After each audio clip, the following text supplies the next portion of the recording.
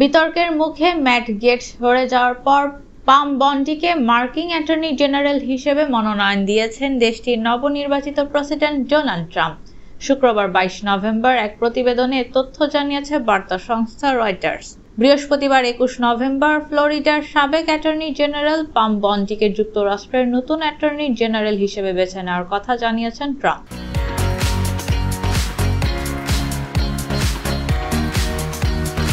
বন্ডি 2011 সাল থেকে 2019 সাল পর্যন্ত দেশের তৃতীয় সর্বাধিক জনবহুল অঙ্গরাজ্যটির শীর্ষ আইন প্রয়োগকারী কর্মকর্তা হিসেবে দায়িত্ব পালন করেন। এর আগে বৃহস্পতিবার অ্যাটর্নি জেনারেলের পদ থেকে নিজের মনোনয়ন প্রত্যাহার করে নেন ম্যাট গেটস। সিনেটে নিজের দলের বিরোধিতার মুখে তিনি এই সিদ্ধান্ত নেন।